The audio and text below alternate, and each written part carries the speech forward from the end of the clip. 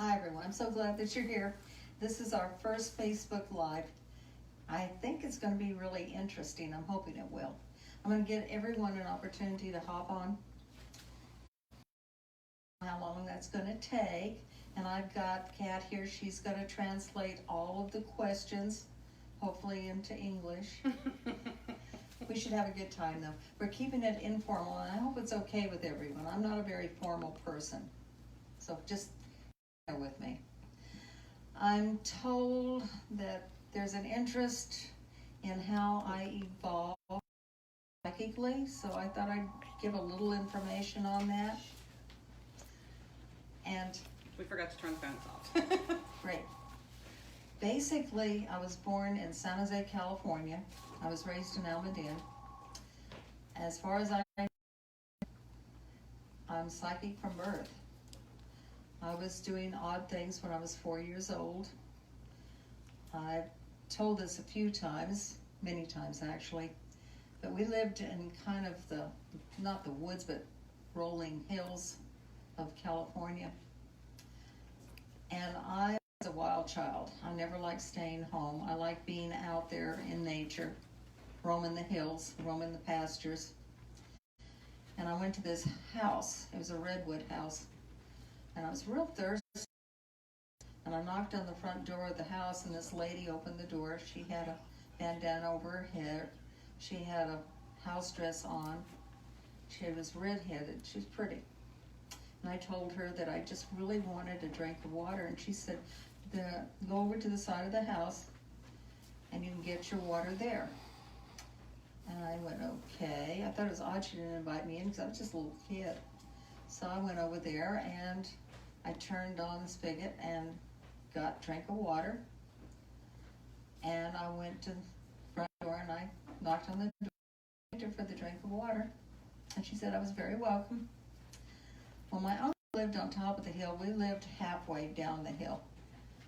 So I went over to my uncle's house. My dad was there. And I was a very nice red-haired lady. And how I got a drink of water there. And my father got a little ashen looking, my uncle got a little red, and they looked at me like I was crazy. 4 years old, okay?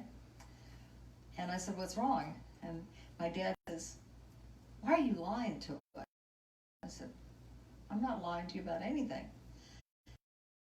Yeah, you are. You're telling us the truth. Why? He said, because that house burned down years ago, and that woman was in the house when it burned down. It's not there anymore, and she's dead. Well, I was shocked. I had absolutely no idea. Very much was very solid in the house. It was solid enough that I got a drink of water. I never quite figured that out. Well, things like that kind of happened to me. I used to have to catch my school bus down the road, so I had to walk a ways. And there was a big old Victorian house with a half-moon balcony upstairs. And there was an elderly lady. She was sitting out there on the balcony, and she'd wave to me every morning when I went to get my school bus, and she'd wave to me every afternoon when I came home. And this went on for probably 3 or 4 years. Then one day I saw this family moving into the house. And it got me really upset because I didn't know what happened to the lady that I waved at all the time. And I asked them about it. I said, why are you moving into the house? And they said, well, we're renting it. And I said, okay. Who owns this house? And they said, Mr. Pfeiffer, he's up the street. So I went over to his house and I knocked on the door and I said, Mr. Pfeiffer, why is that family moving into that house? There's an elderly woman that lives there, and she's really nice. He said, there's no elderly woman that lives there. I used to live there, but she died years ago.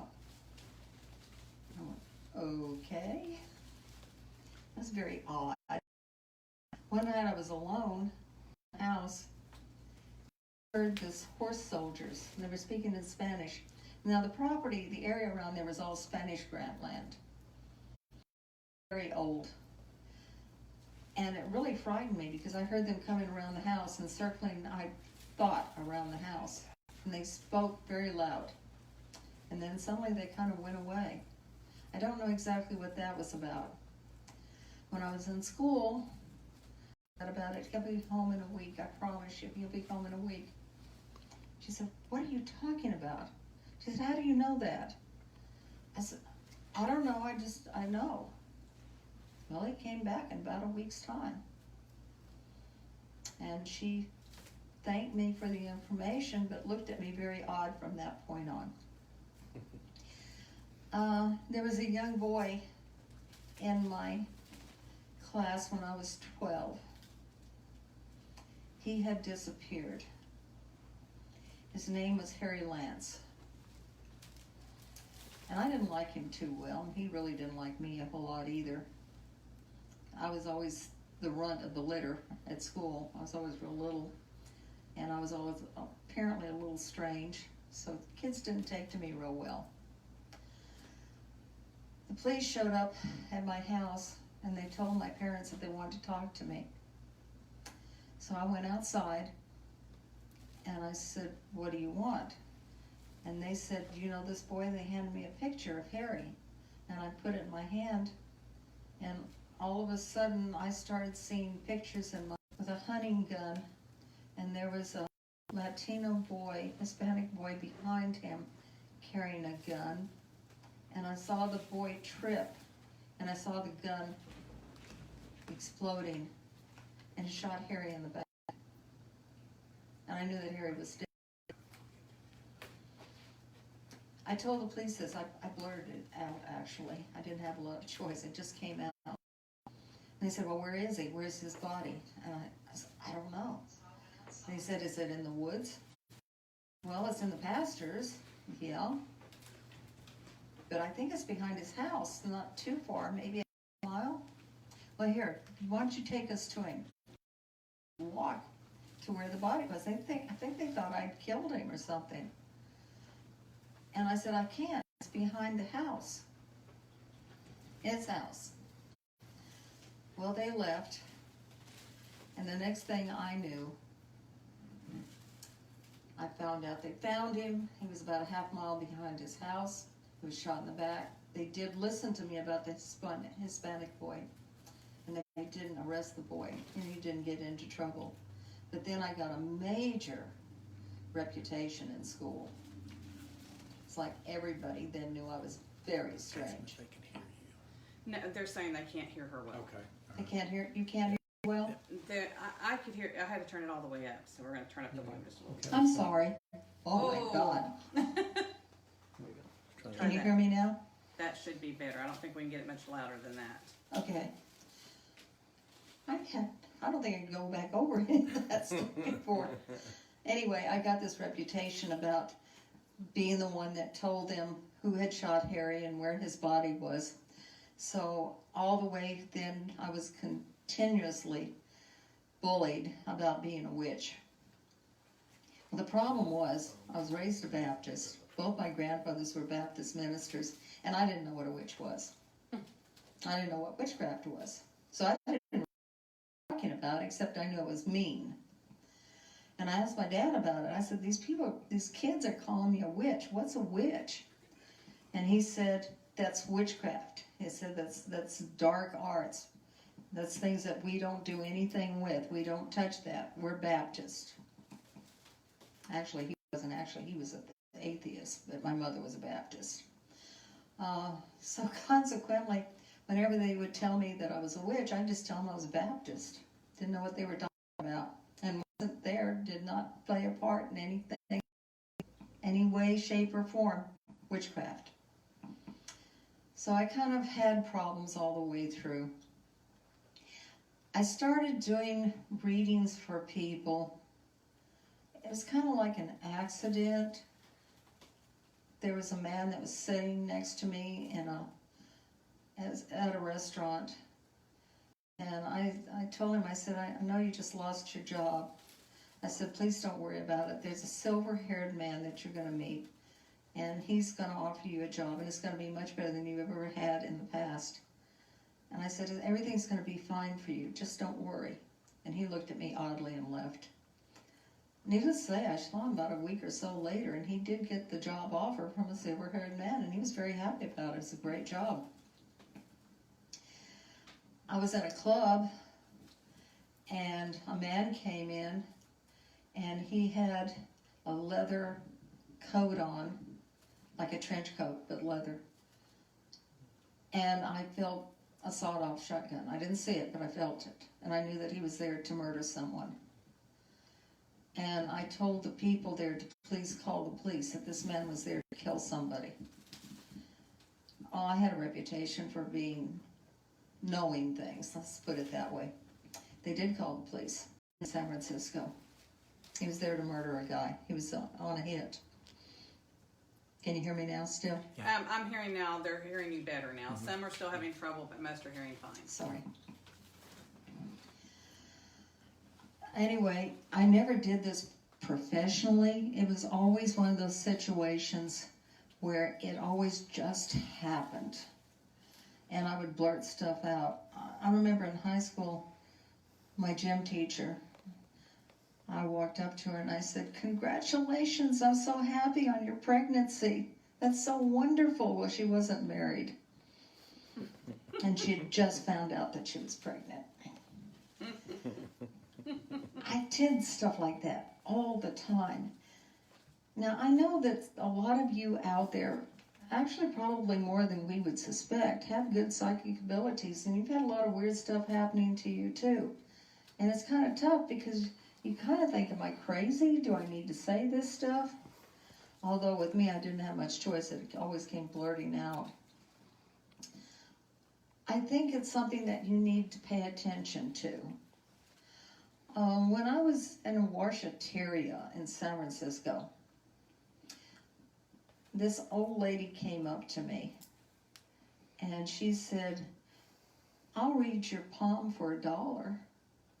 I said, "Okay." She grabbed my palm and she said, "You're very psychic." She said, "Let me teach you something.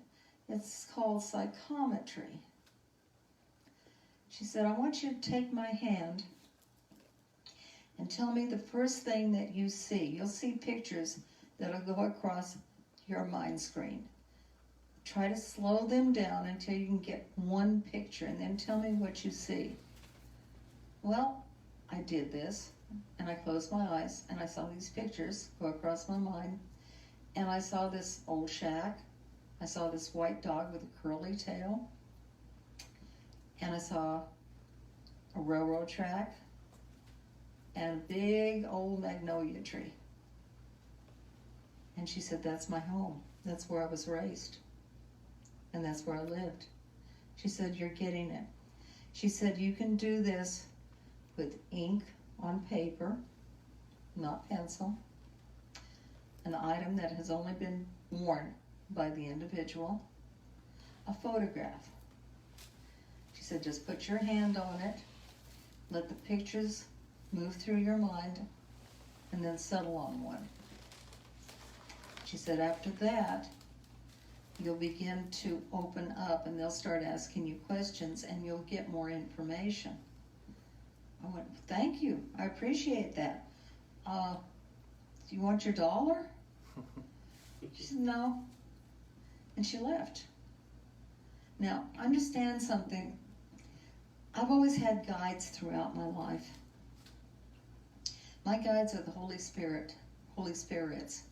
I've always had 3, and they have virtually raised me. They've taught me everything I know, and I trust them implicitly. My parents were very difficult parents to have.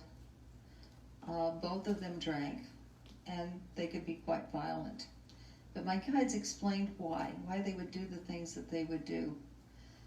And they helped me through situations.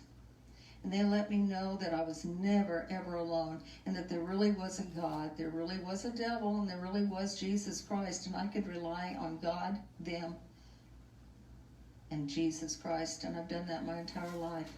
That's where my base is. That's where my foundation is. And I've worked through many situations.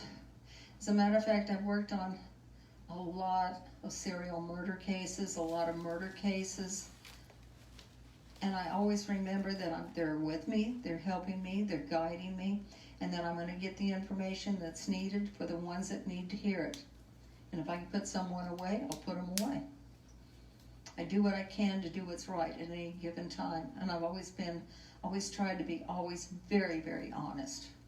Sometimes too honest, I've been told. I try to be easy, but sometimes things just come out and I can't help it. And I'm really not politically correct, so have patience with me. I'm going to open it up at this point in time if anyone has any questions. And if you want to go in other directions or you have questions about other areas that you'd like to learn about, I'd be more than happy to help. Also, I've posted about them where they are, city, state, country. Yeah, we need. I'm going to try to tell you where they're at and what country, city, state. Right now, we have people from all over Arkansas, Okay. St. Louis, Missouri, Montgomery, Alabama. Okay. So we're picking them up here slowly but surely. Got 61 people altogether. Okay. Yay. Welcome. Any questions yet? No questions yet. And Okay. make sure they know it's a general question, not... Yeah, not personal questions, guys. I don't have any way to do readings, nor do I really want to right now. Those are really by appointment only. On my Facebook, you can get all the information there. And to make appointments, you do have to call here and set appointments. I stay pretty busy. And the area code is 501-888-8056. And you can also find that on your Facebook page. It's Carol on my Pate. page, yes. All the information about how to get a reading and what to send for a reading and how to do a readings on my Facebook page.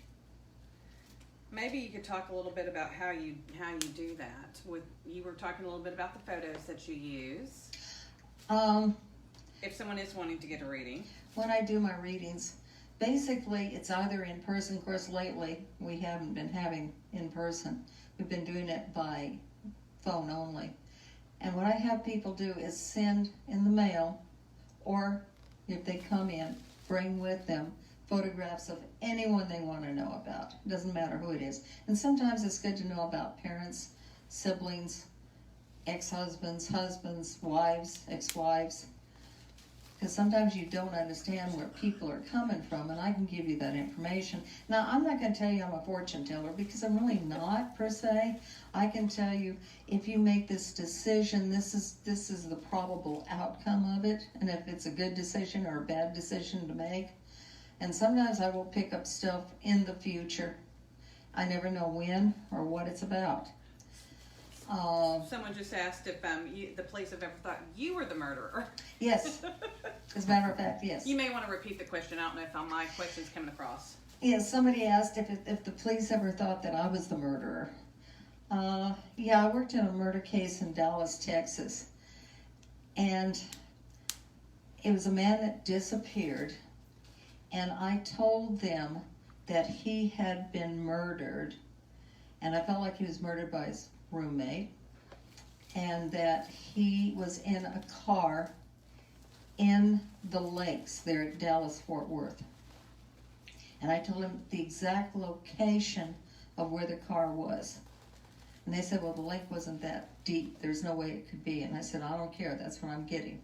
And I'm getting that it was an electric window, and that his arm was partially out the window because it had begun to close and caught his arm. And the sheriff said, you can't know that. I said, well, I do know it. I know it to be true.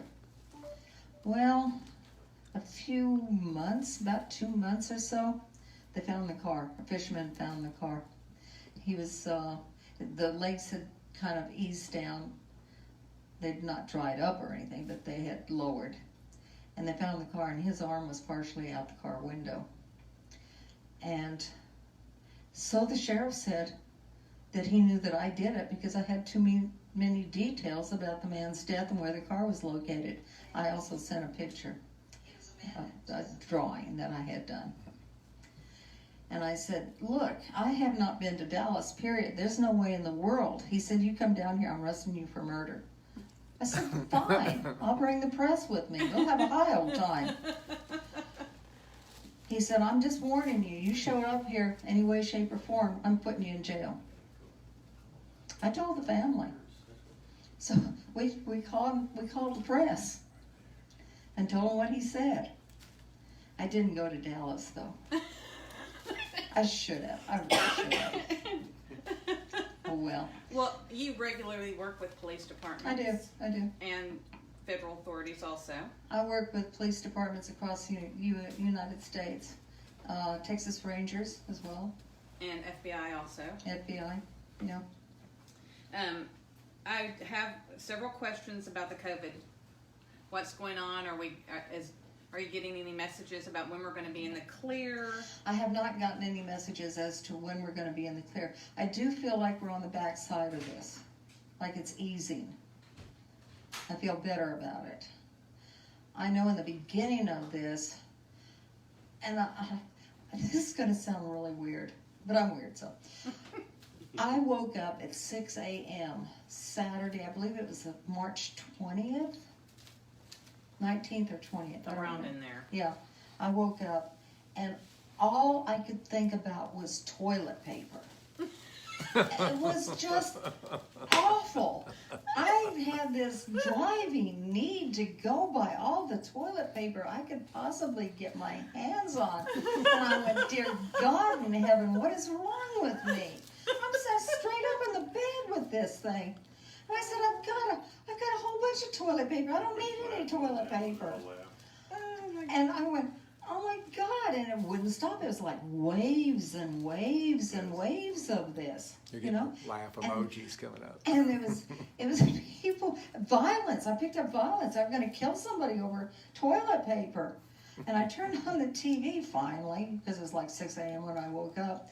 And there were people fighting in Costco's. I saw this two men, each one had a bottle of wine. They hit each other on the head over toilet paper. And they really hurt themselves. And there was this thing about, everything was about toilet paper. And I went, where are these waves coming from? I don't know what this is.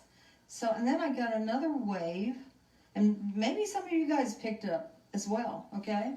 I got another wave of doom and gloom. It's the end of the world. I got it in my solar plexus. It hurt.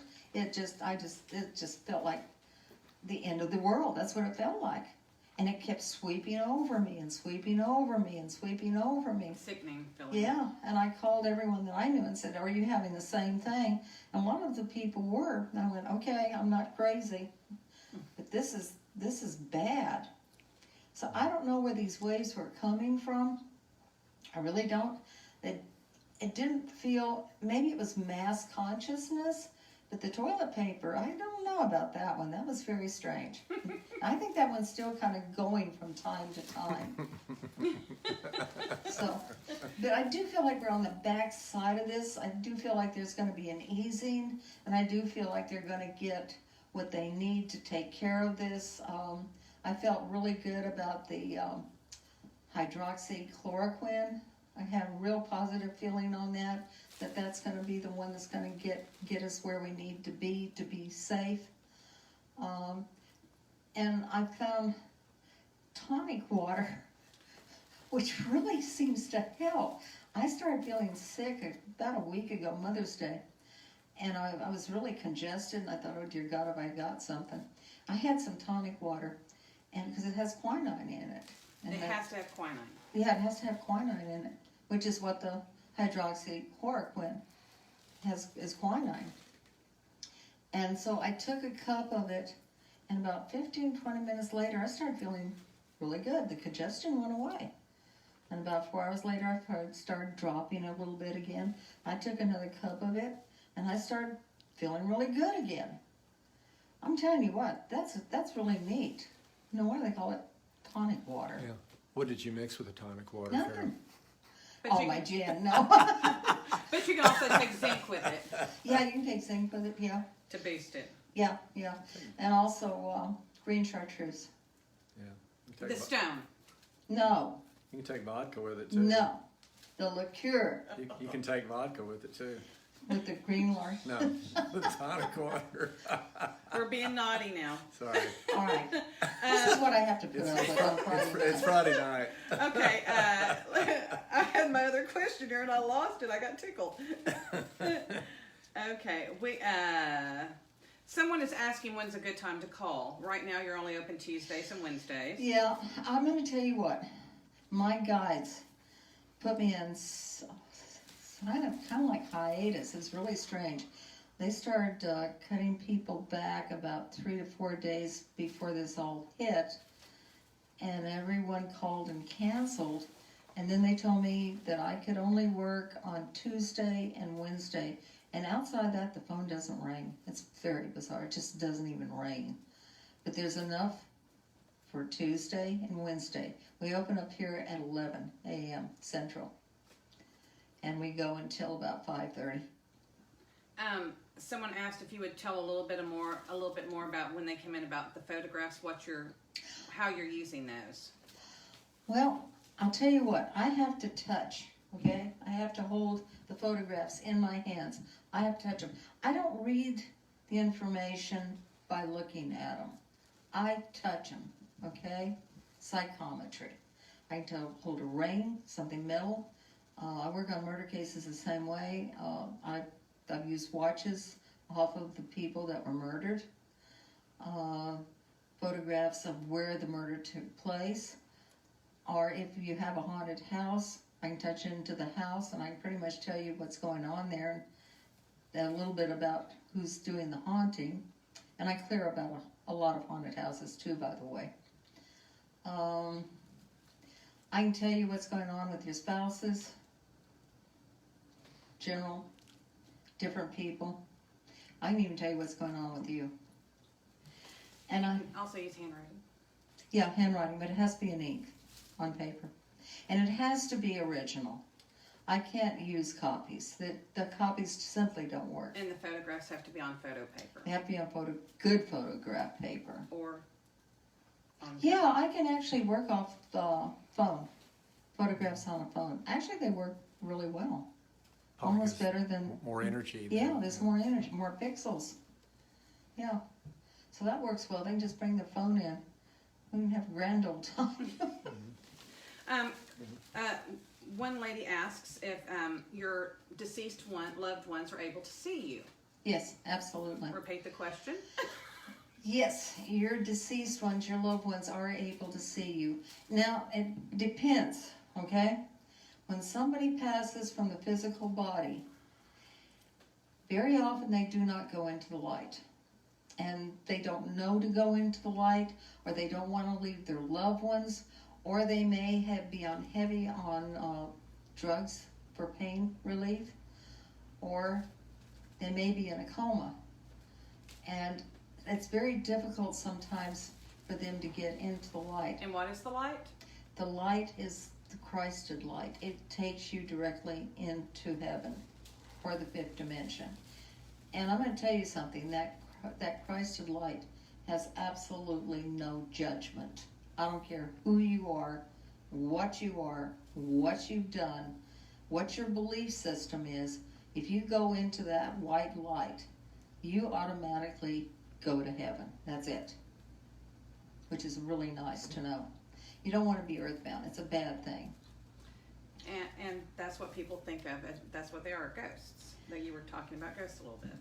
A lot of people end up as ghosts. These are human beings who got stuck, who did not go into the light, who remain in their homes because they think it's their home, and they think you're the ghost. And they don't know what you're doing there. Or they may wander into your house. There are those that have had car accidents where they've died, and they'll wander into the first house that they come to and make noises, sounds. They turn lights off and on, televisions off and on. They try to get attention because they're trying to get help. And I'm going to tell you something. When you leave your physical body, you have a spiritual body. You will look down. You will see your arms, your hands, your feet. You'll see your body. And you won't know that you have gone through death because The death is a process you don't really go through. It's a process your body goes through. Example, I was doing a reading for this very nice man in Alaska, and I was touching into his wife's photograph, and I saw her. She was getting ready to step into the shower, and she had her arm up to move the shower curtain, and I watched her, because I became her, I watched my body melt off of me to the floor. It was a very strange experience. I'll never forget that. That was a very strange experience. But she was still standing there, and her body was lying there on the floor, and she didn't know what had happened. She'd had a heart attack, and her body had died.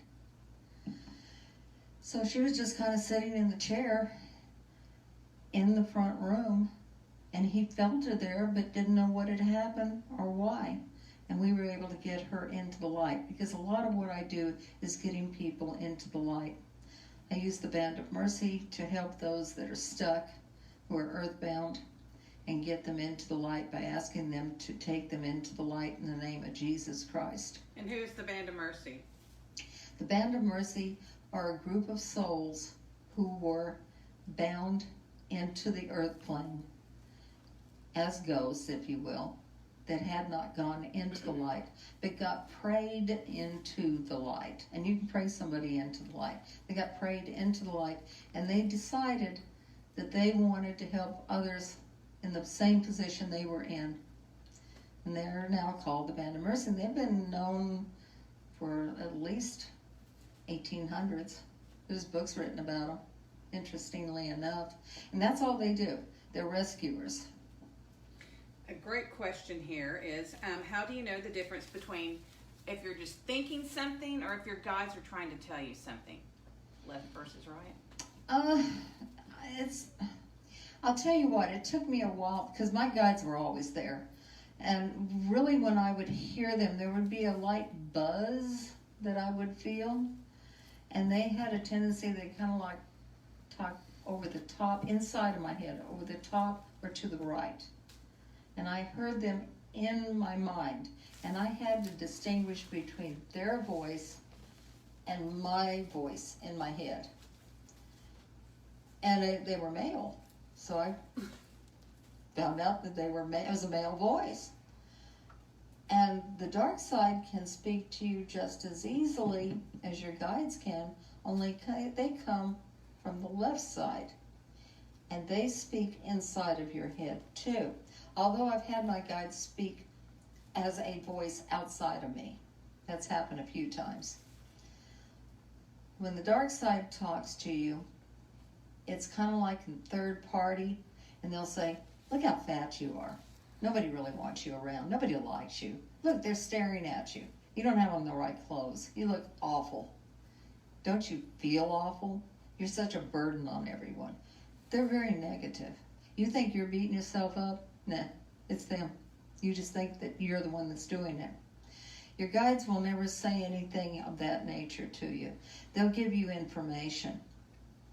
The neat thing about guides is you can ask them to give you a word that you don't know, that you have to look up in the dictionary, and they'll do it in a sentence. You ask them to give it to you in a sentence because you need the information, you need the help. They'll give you one word that you look up in the dictionary, and it'll be perfect for what they're trying to tell you. And you can begin to get a dialogue. Now, I've got this information about my guides on my website. You need to go look it up. I've got a lot of information that I put down there. It's all free.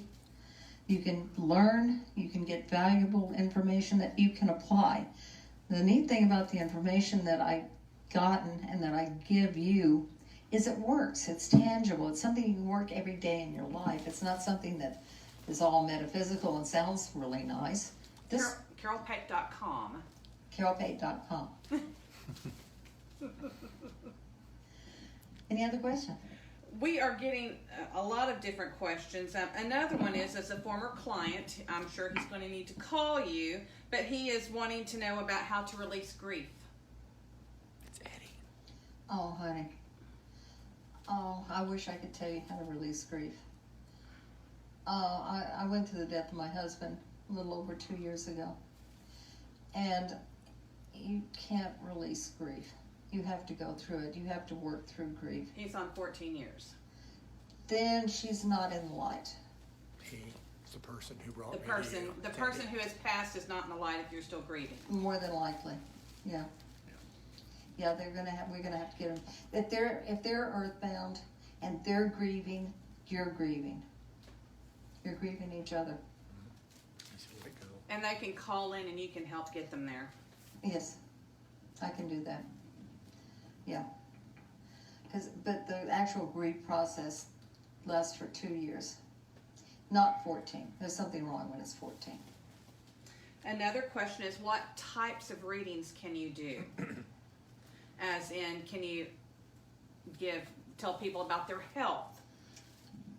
Apparently I can, Yes. because I have.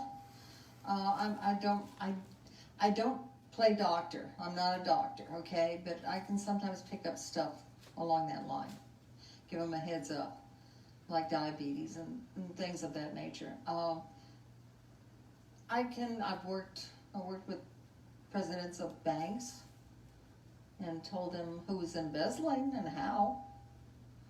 I've worked with business owners and told them who was honest and who wasn't, who to hire, who to not hire. I've worked with detectives on how to find the person they were looking for. Of course, I work with the police all the time on all sorts of things. Divorce, like people that are going through divorces, I can tell you where the other person stands and what they're planning on doing to you. Sometimes even not exactly where they're hiding money, but that they're hiding money. And personal relationships, love relationships. Are they decent? Are they not decent? Are they lying? Are they not lying? And Name it. how far in the future can you see now, Carol, based upon now versus when you started? When I started, I could see about 30, 35 years into the future. And now? About 2 months to a year. Depends. Can you quickly explain why that is about God? I'll try to explain it. It's kind of hard, but years and years and years ago, it's like everything was fated. You didn't have a lot of free will. Fated. Fated. Fated, okay. Yeah. Fainting. Fate. Fated. Like there was fate. I'm gonna faint. Fate. I know. Right. It sounded like faded is No, what I was saying. fated. Fated. Is that a God, word? I've got an English that a language word? thing here going on. Anyway, and then it shifted, and that was about 1987, somewhere around that time frame, and we got more free will. Harmonic convergence was the name of it. That's what happened, and it changed. Everything changed. And I started seeing 10 years into the future, 5 years into the future, 3 years, 2 years, a year, and it sort of stayed that way. That's all. I asked my guides about it, and they said that mankind had been given more free will. The tests were getting stronger.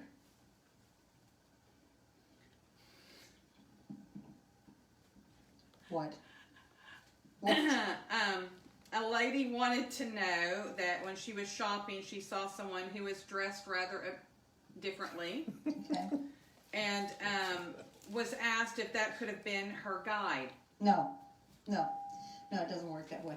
Your guides aren't humans. They are the Holy Spirits. I have seen them on rare occasions, and they're never your relatives. Don't think that they are. We're getting an echo over Yeah, here. real bad. But it may well have been a spirit that she saw, or her imagination, or a very strange person. Yeah. Hold the mic up a little bit. There you go. Hold it up. Okay. But no, guides up here, they have white hair, white beards. The women have white hair as well. No white beard. White robes, golden girder. They're very youthful looking. And Angelic looking, what we would imagine. no, they have white hair and white beards. And they have very youthful looking. And angelic looking, what we would imagine. No, they have white hair and white beards. And angelic looking, what we would imagine. No, they have white hair and white beards. And white hair and white beards. they will appear as sparkles around you and with the smell of incense and or floral. And those are your guides. They feel very, how can I put it, comforting. They're the comforters. Christ left them as our teachers and comforters. And they are always with us, always around us. We never need feel alone nor embarrassed. Any other questions? Again, someone was asking about getting loved ones into the light. I think we're having people that are popping on now and not hearing the questions from before. Okay, there's a page on there, how to do the lifting. On your website, carolpate.com. Mm-hmm. And they can go there and do the lifting. And I really recommend doing the lifting for yourself as a daily thing. And I'm going to tell you why. When I first found out that I had spirits attached to me, because I had no idea that I did, I read this book called The Unquiet Dead by Dr. Edith Fiore. And about halfway through that book, I felt anxiety. And in the book it says, if you're feeling anxiety around now, halfway through the book, you probably have spirits attached to you. And I went, okay. Well, I had worked with a doctor in San Francisco. He'd kind of taken me under his wing, and he had taught me finger signals. And basically, he was putting the hands down on the knees, and I would live the right hand. They can't. Up. Yeah. Right there. Yeah. Okay. I can see her leg. Can you see it? Uh-huh. Okay. You're fine. The right hand, the index finger means yes on the right hand. Index finger on the left hand means no. The little finger means I don't know or I do not want to answer, which actually means yes. It's a cop-out form, though. The next day, 3 people showed up on my doorstep. 2 or 3 people showed up on my doorstep. And they said they had spirits attached to them. So I sat them down on a chair, and I used the finger signals. And I tape recorded as we went.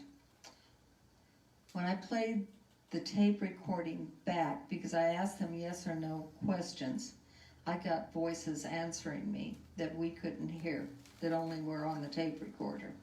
And they answered the questions. So I started getting some major results. That started me into a whole new area of my work, which was working with the Band of Mercy and doing redemption work. And I've been doing that for approximately 35 years now, at least. And I've learned a lot about it.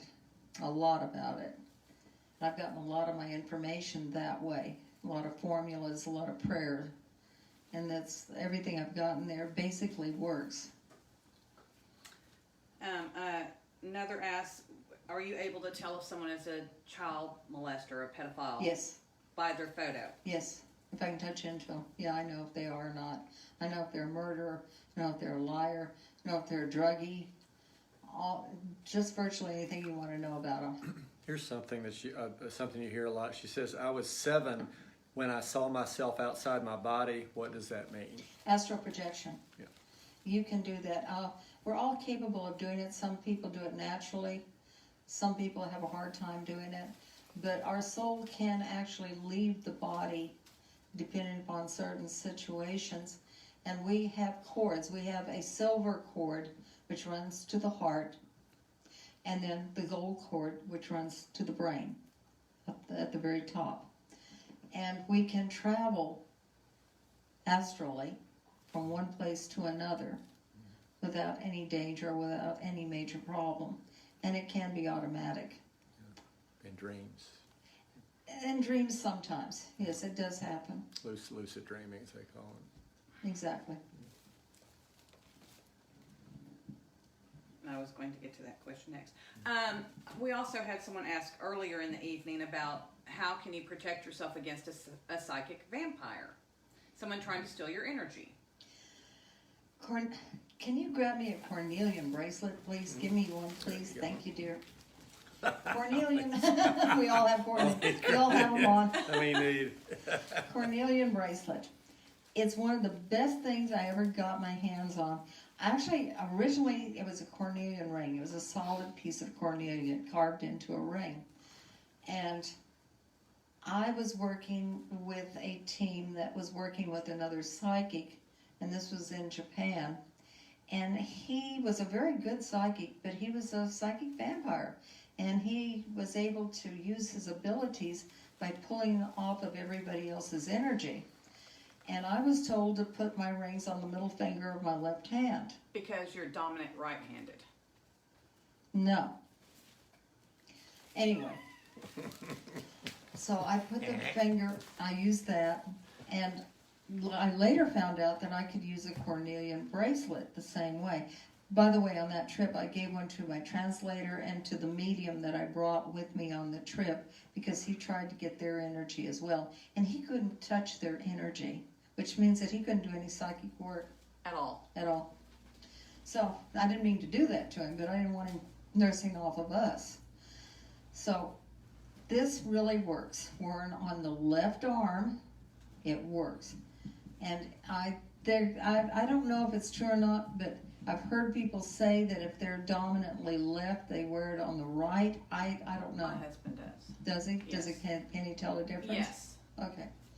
All right. So, if you wear this, and 2 doesn't hurt. And you got that information one night and gave it to us. Oh, okay. I don't remember some of the stuff that I put out there. I'm sorry. Sometimes my guides come through and they give information, and I don't know that they come through and given information. It's not fair. Especially when no one will tell me what they said. But the cornelian stones have to touch. Have to touch. Bead to bead. Bead to bead. There cannot be anything in between them. No, nothing. I have them here. They're called power bracelets. And they're pretty, I think. And many different stones do different things. Yes. That's a workshop. Yes. By the But way- they can order them from you here. Yes, they can. And I've got the stones on the website and what they do. Yes. And what the different stones do. And we're adding to that as we Yes, find we're more. working on it. Questions? I am looking for more questions. We don't have any more questions? We do. They've Oh. just they are here and there throughout. We answered that. Just double checking. What about Jasmine? I'm sorry. Jasmine Marie. I didn't. She wants do- to know, go seriously, ahead. Do your loved ones who have passed away carry the negative feelings they had in life right before the passing? That's an awesome question. It depends. If they go into the light, no. They Do you do want not. to say the question? Okay, I was asked, when your loved ones pass, do they retain the negative feelings that they had before they passed? Is that correct? Yes. If they do not go into the light, yes, they can, actually. They're not given the insight. When you go into the light, you're given great insight. You're given the truth. You find out what's true, what isn't true. It's quite, how can I put it, mind-blowing. So, but if you're not in the light, you may retain those negative feelings. I had a young man that committed suicide who was very angry about his mother, and he remained angry until I got him into the light. And what happens if we do not settle these feelings with people now? Oh, well, that's now we get into reincarnation. Yes, I do believe in reincarnation. I've had it proven to me too much. If you carry hate for someone in this lifetime, I will guarantee you will meet them in your next lifetime and go through everything that you hated about them. And each lifetime thereafter, until you're able to forgive them and release them with love. And anyone that you love, you carry those with you as well. So when I found that out, my guides told me this, when I found this out, I went through all of my relatives, all the people that I had met, all the bullies that were in school, and I imagined them in a chair in front of me, And I forgave and released each and every one of them. Because I do not want them in a future life. If I don't like them in this one, I sure don't want to take them into the next. And these are lessons that we're here to learn. That's why we're here. We're here to learn lessons. We're not here to have this wonderful life. We're not here to have the wonderful house with the little painted white fence around it and all the wonderful things. We're here to learn lessons. And that's sucky, but that's the way it really, really is. That's why we're going through what you're going through now.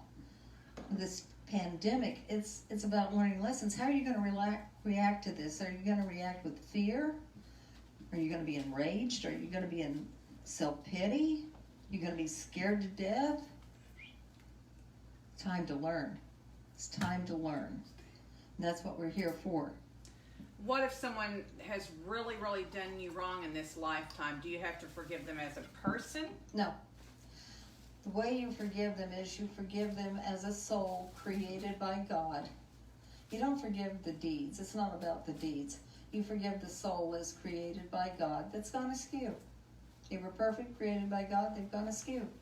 Because free will. We have free will. We have absolute free will. The feeling that you get in your gut, is it instinct or is it spiritual? Actually, it's your warning system through God. It hits right here. It's in the solar plexus. It's a gripping feeling, and sometimes it can be very painful. The more painful it is, the more it means that you're in danger. It can be emotional danger all the way to physical danger. If it's physical danger, it grips really, really hard. And it feels like a hot rock in your solar plexus. Everybody has that, or most everybody does. And it's given to you by God. It's your warning system. And should you ignore that? To your death, if you choose to. It's your choice. You have free will.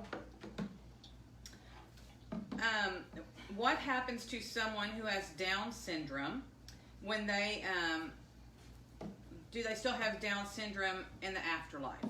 Not if they go into the light. No, they're perfect. They're made perfect again. If you were crippled, you're perfect.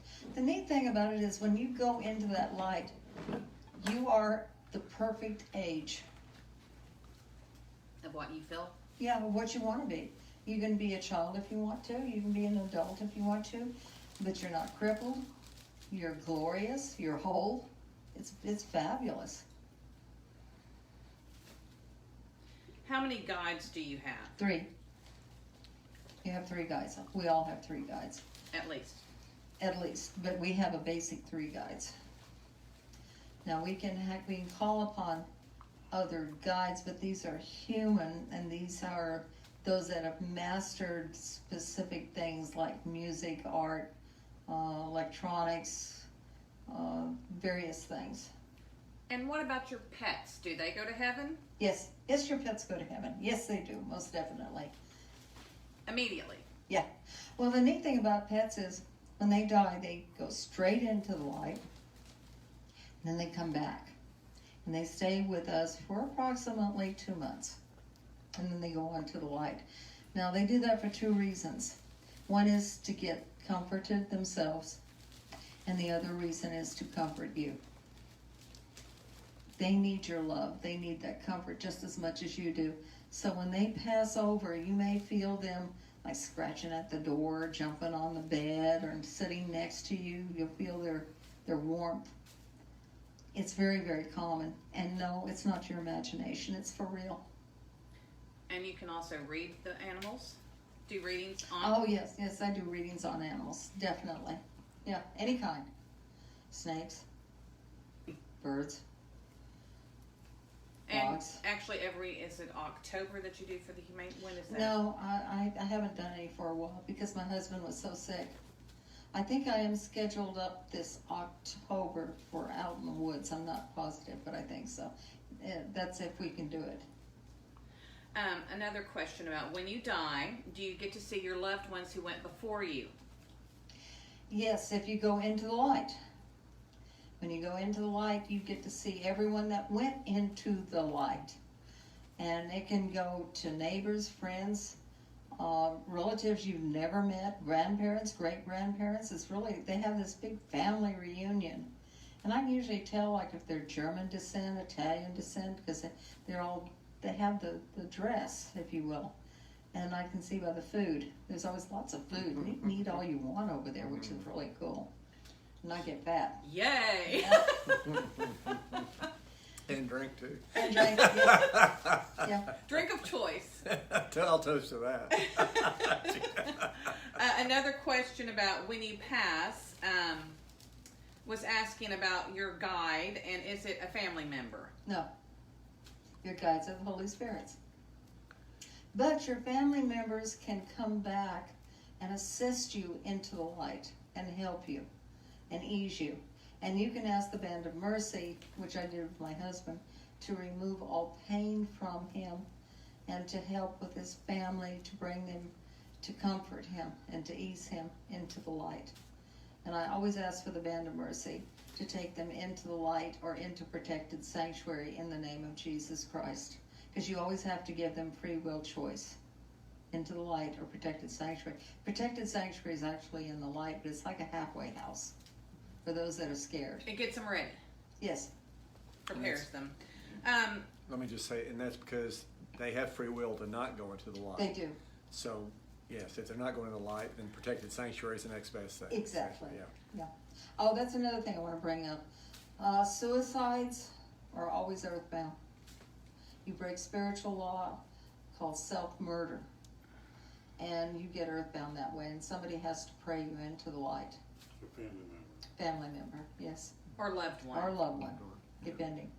It's on the website. If a loved one tells you that they're going to pass soon, and they do indeed pass within a few hours, how do they know that? We can feel when our time's coming. As a matter of fact, interestingly enough, murder victims,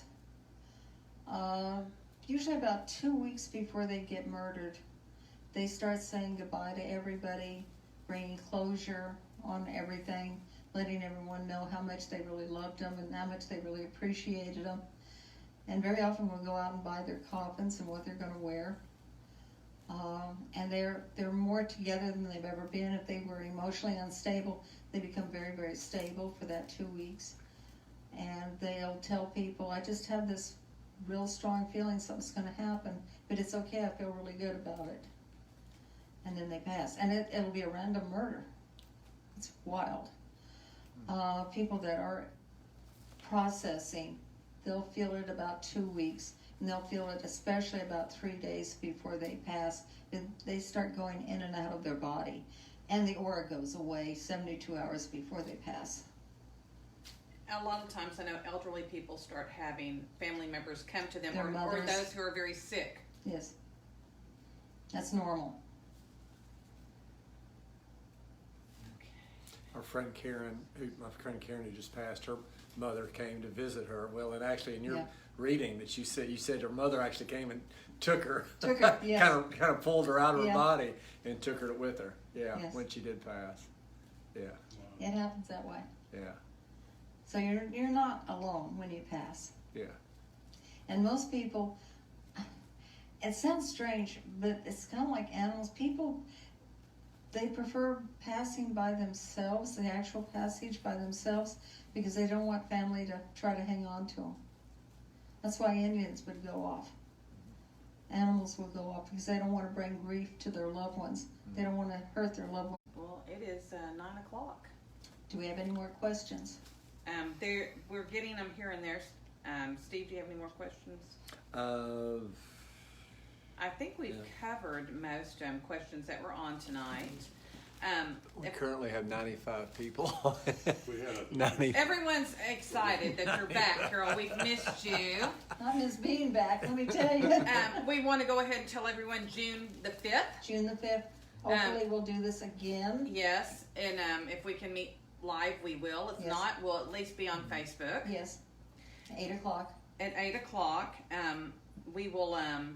You want to tell them about why we're having this? Because we usually meet here on the first and third Friday. Yeah. Yeah, we have meetings first and third Friday of every month.